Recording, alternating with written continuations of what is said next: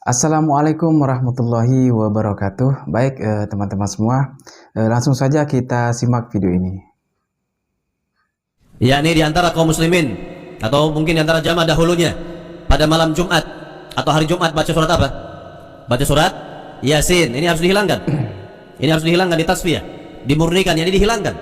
Ya, artinya jangan diyakini bahwa malam Jumat atau hari Jumat yang dibaca itu surat Yasin. Kenapa? Karena hadis-hadisnya tidak ada yang sahih. Tidak ada yang sahih dari Nabi SAW. Nggak ada yang sahih. Ya. Yang sahih yang Nabi kerjakan, yang para sahabat kerjakan pada malam Jumat, yang mereka baca pada malam Jumat dan hari Jumat adalah surat Al-Kahfi. Ini sebagai contoh. Jadi harus ditasfiyah terlebih dahulu, dimurnikan, dibuang itu. Yang tidak ada contoh dari Nabi disingkirkan. Nah, kemudian baru ditarbiyah dengan ya yang ada contohnya dari Nabi, yang ada tuntunannya dari Nabi Shallallahu Alaihi Wasallam. Yasinan. Baca Yasin. Iya. Kalau Yasinan mungkin asinan kali ya, memang nggak ada di zaman Nabi. Tapi kalau Yasin ada di zaman Nabi. Ya. Yasin itu Quran nggak Pak? Ada perintah utlu ma uhya ilaik, bacalah yang diwahyukan kepada engkau. Yasin Quran nggak? Salah nggak kita baca Yasin? Oh, nanti dijawab. Oh, cara seperti ini tidak ada di zaman Nabi. Emang yakin tidak ada di zaman Nabi? Ya. Ayatnya kan jelas ya. Yatluna ayatihi haqqa tilawati. Surah Al-Baqarah itu. Mereka, kalimatnya mereka membaca ayatnya sebenar-benar membacanya. Kalimatnya pakai mereka, jamaah. Lalu di hadis Imam Muslim dikatakan ma min qaumin yajtami' fi majlisin ya, atau fi maq'adin, tidaklah satu kaum duduk di satu majlis. Ngapain mereka? Yatluna ayatillah, membaca ayat-ayat Allah. Saya mau tanya, Yasin ayat Allah apa ayat setan? Kalau saya ngumpul baca Yasin, masuk hadis itu enggak? Saya ngumpul baca Tabarak, masuk enggak? Ngumpul baca Al-Kahf, masuk enggak? Mereka akan ngomong, kenapa Yasin mulu enggak yang lain? Emang salah. Baca kitab Al-Azkar An-Nawawiyah. Imam Nawawi menulis satu bab, kebolehan melebihkan satu ayat di atas ayat-ayat yang lain. Kita hobi gitu, itu boleh. Tafdil ya, tafdil surah ala suwarin, ayat ala ayatin, itu boleh dan disunnahkan. Di masa sahabat Rasulullah ada yang setiap rakaat dia baca kulhu. Coba di sini ada Pak, ya. Bubar masjid ini. Wah, ustadznya nggak kreatif, kulhu mulu. Ya, ditanya, ente kok kulhu mulu? Jawabannya Pak, di dalamnya ada nama Allah, sifat Allah, aku suka bacanya. Jadi dia melebihkan satu ayat, bahkan diulang-ulang. Nabi mengulang-ulang ya, surah Al-Maidah, in tu'adzibuhum fa innahum ibaduk. Nabi ulang-ulang sampai pagi. Jadi Nabi sampai di ayat itu diulang, nggak berhenti. Maka boleh tikraril ayat, mengulang-ulang ayat untuk wiridan itu boleh. Ini dalil wiridan, boleh mengulang-ulang ayat, ngulang-ulang satu surat boleh. Kembali kita ulangin. Lafaznya pertamanya apa? Yatluna ayatillah, membaca ayat Allah. Hadis riwayat Imam Muslim. Wa yatadzakaruna bainahum, di satu riwayat mereka saling muzakarah. Tapi di versi riwayat kedua, masih riwayat Imam Muslim dan imam-imam yang lain, bukan yatluna ayatillah, yadhkurunallah, mereka mengingat Allah. Bapak kalau Yasinan bacanya enggak? Subhanallah bihamdihi subhanallahil azim, itu zikir bukan? Zikir atau mengumpat? Zikir atau mengumpat tuh? Bid'ah atau sunnah itu? Sunnah.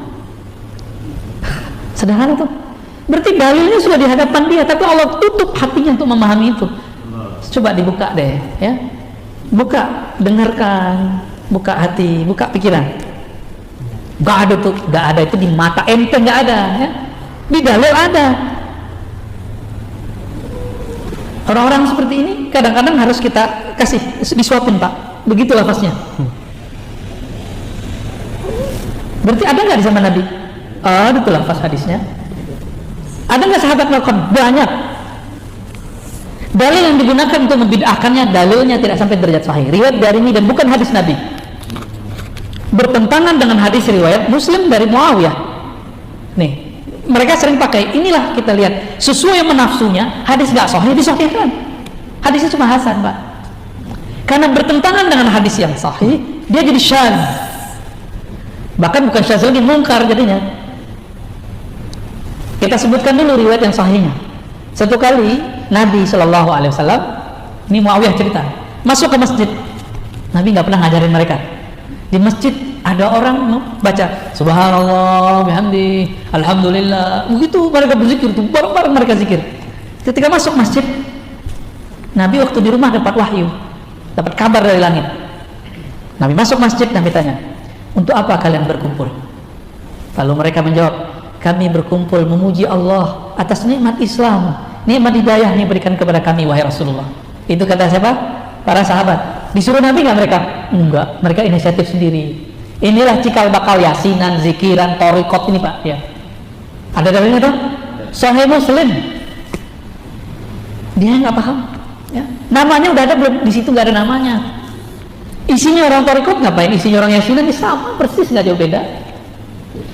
Terus karena ditanya lagi, mereka mulai ketakutan. Ditanya yang ketiga kali, mereka kemudian tambah takut disalahkan Nabi dan bid'ah.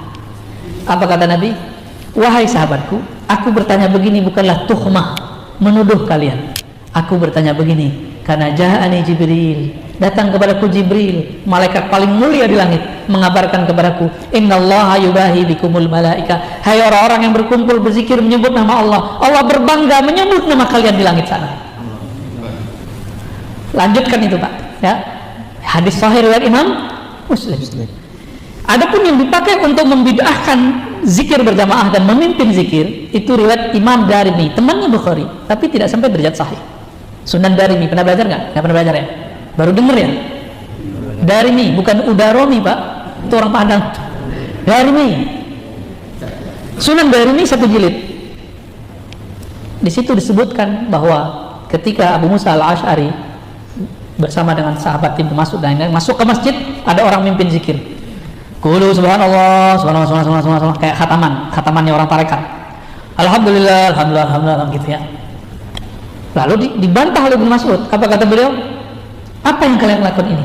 Jawaban orang yang hadir, kami bertasbih menyebut nama Allah. Ditegurlah oleh Ibnu Mas'ud, Abu Musa al-Ash'ari, betapa banyak amal yang baik, la yusibah. Betapa banyak orang pengen kebaikan tapi la yanalah, la yusibah, dia tidak mendapatkannya. Lalu orang-orang ini di masa depan menjadi khawarij. Itu dilihat hadisnya. Gak mungkin dong bapak ini jadi khawarij Pak, jadi teroris. Orang-orang kayak gini gak jadi teroris, gak mungkin. Hadis ini kita cek riwayatnya, saya cek, oh sampai derajat hasan, tidak sampai derajat sahih. Ya. Beberapa ulama mendhaifkan, saya tidak sampai, saya sampai hasan. Hadis ini bertentangan nggak dengan hadis pertama? Bertentangan ya. Yang pertama menganjurkan, membiarkan, ya nggak? Yang kedua membatalkan, melarang. Yang pertama Nabi, yang kedua sahabi. Lebih kuat mana sahabat dan Nabi? Tapi saya mau nanya, mungkinkah sahabat bertentangan sama Nabi? Nggak mungkin, berarti ada permasalahan di riwayat ini, riwayat kedua. Jika ada hadis sahih bertentangan dengan hadis yang lebih sahih, disebut hadis ini syadz, aneh. Yang ini disebut mahfuz, terjaga. Ini nggak sampai derajat sahih, cuma hasan, bagus. Bertentangan dengan riwayat yang lebih hasan, dia sahih. Maka ini bisa kalau disebut syadz atau disebut munkar. Jadi jangan lagi lah pakai riwayat begitu ya, lagu lama itu. Mau pakai riwayat tapi riwayatnya nggak sahih. Ya, giliran ada di Darimi tentang Nur Muhammad, mereka nggak terima. Ya, Sayyidah Aminah itu ketika melahirkan Nabi Muhammad itu melihat cahaya, itu Nur Muhammad Pak muncul. Mereka nggak percaya Nur Muhammad, dianggap saya dongeng. Ya, jadi lanjutkan. Ya, kita hujah Bapak nanti dunia akhirat insya Allah berdasarkan dalil-dalil yang tadi. Ya.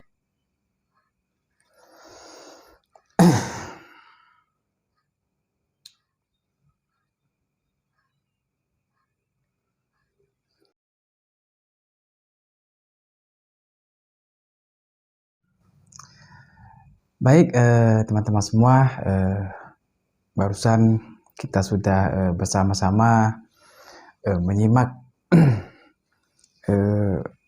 sebuah penjelasan yang sangat luar biasa dari seorang Buya, yaitu Buya Ar-Razi Hashim. Masya Allah, beliau luar biasa, sangat luar biasa. Beliau orang alim dan juga orang yang berilmu teman-temannya. Dan juga beliau menjelasinnya itu dengan begitu jelas dan detail teman-temannya, dan juga bersama dengan hadis-hadisnya atau dalil-dalilnya teman-teman. Nah, tadi saat video pertama, yaitu Ustadz Salafi ya, atau Ustadz Wahabi lah, mengatakan bahwa yasinan pada malam Jumat itu bid'ah teman-teman ya. Nah, ini kita berbicara soal bid'ah lagi teman-teman ya. Bid'ah yang tidak dibuat oleh Nabi, yang tidak dilakukan oleh Nabi, itu bid'ah teman-teman ya.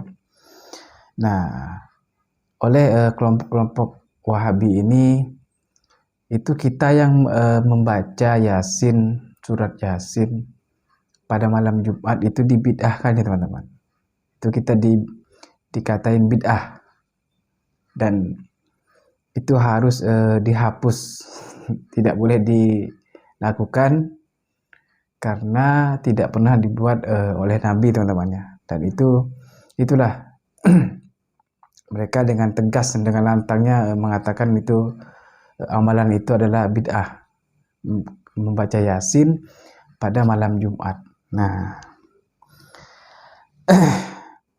kita kan selaku Ahlus Sunnah wal Jamaah ya teman-teman, biasanya seperti orang-orang NU itu kalau setiap malam Jumat teman-temannya itu kebiasaannya membaca Yasin teman-teman. Itu menjadi kebiasaan teman-temannya. Memang benar yang disunnahkan itu membaca surah Al-Kahfi yang sunnahnya teman-temannya. Tapi juga tidak salah ketika kita membaca surah Yasin pada malam Jumat.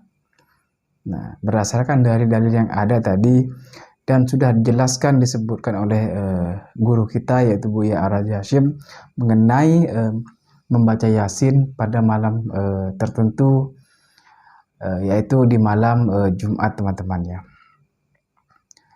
Dan itu di kalangan Ahlussunnah wal Jamaah, yaitu kita, itu tidak dipermasalahkan teman-teman. Itu yang dipermasalahkan oleh kelompok-kelompok Wahabi teman-teman ya. Itu dibid'ah-bid'ahkan teman-teman.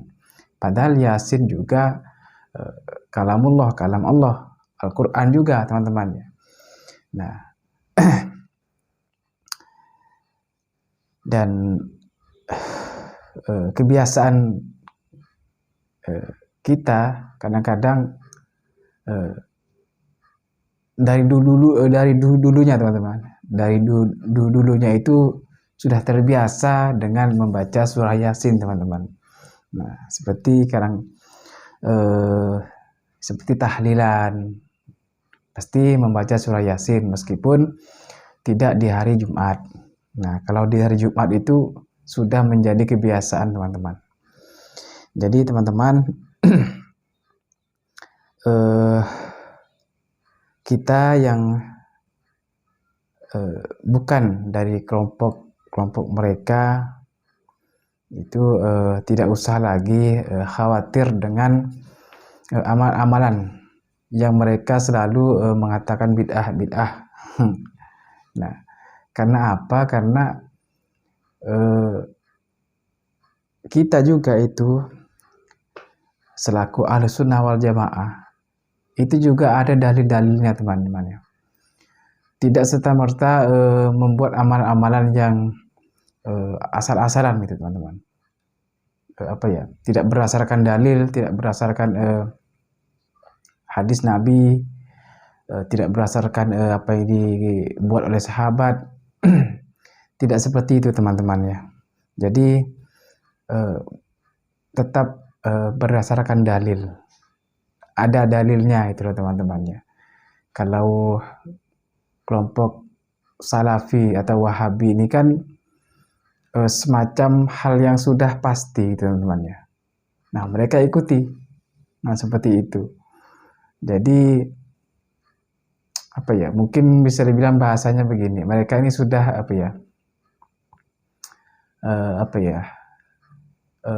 Semacam hal-hal yang sudah baku gitu, teman-teman ya. Jadi seperti itulah kira-kira. Nah, baik teman-teman, mungkin hanya ini saja yang dapat saya sampaikan.